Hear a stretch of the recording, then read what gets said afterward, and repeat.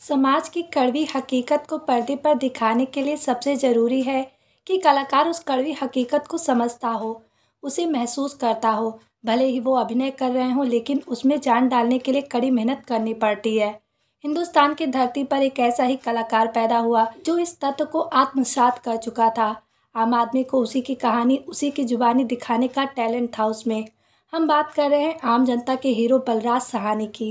Rickshaw वाला बनने के लिए नंगे पैर कई दिनों तक चलाया रिक्शा। वो बलराज साहनी जो हीरो होते हुए भी गाड़ी में नहीं बल्कि आम जनता के करीब रहने के लिए, उन्हें समझने के लिए घंटों नकली मूंछ और प्लास्टिक वाली नोक लगाकर रेलवे स्टेशन पर बैठा रहता था। लोगों को चलते फिरते देखता था, उसके हाव भाव समझता था, उसकी बातों पर गौर करता था। हिंदी सिनेमा की कल्ट क्लासिक फिल्म 2 बीघा जमीन में बलराज साहनी ने शंभू रिक्शे वाले का रोल किया। रिक्शे वाले का रोल करने से पहले भी बलराज साहनी ने काफ़ी रिसर्च और प्रैक्टिस की। 2 बीघा जमीन की शूटिंग कलकत्ता में हो रही थी। रिक्शे वाले का रोल करने से पहले बलराज साहनी एक रिक्शे वाले से मिले।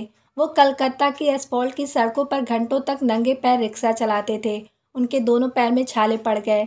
इस कठिन तपस्या का बलराज साहनी में आम जनता को बलराज साहनी नहीं दिखाई देता था, बल्कि एक किसान, एक रिक्शा वाला, एक व्यापारी, एक काबुली वाला, एक जासूस नजर आता था।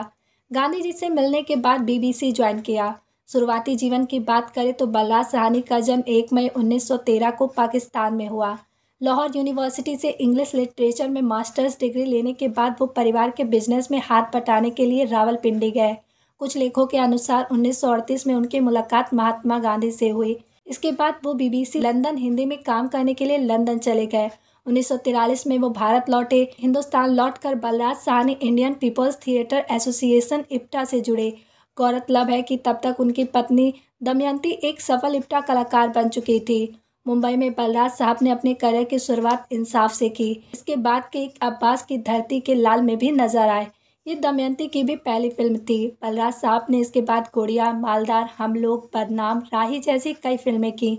लेकिन बलराज साहब नामक हीरे के जौहरी बने विमल रॉय। 2 बीघा जमीन से दुनिया को पता चला कि बलराज साहनी आम जनता के हीरो हैं। 1954 में देश में पहली बार नेशनल अवार्ड्स दिए गए थे और इस फिल्म को बेस्ट फिल्म का खिताब मिला था। इस फिल्म को कांस फिल्म फेस्टिवल में भी सम्मानित किया गया था। विमल रॉय ने हम लोग देखकर ही बलराज साहनी को फिल्म में लेने का मन बना लिया था।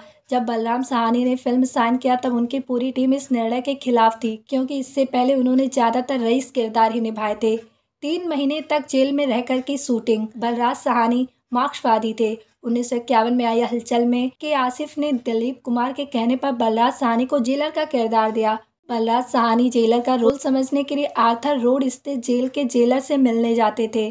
फिल्म की तैयारियां चल रही थी और इसी दौरान बलराज साहनी एक जुलूस में हिस्सा लेने पहुंचे, जहां हिंसा भड़क गई। बलराज साहनी भी धर लिए गए और 3 महीने की जेल हुई। शूटिंग खत्म करने के लिए प्रोड्यूसर ने दरख्वास्त दी।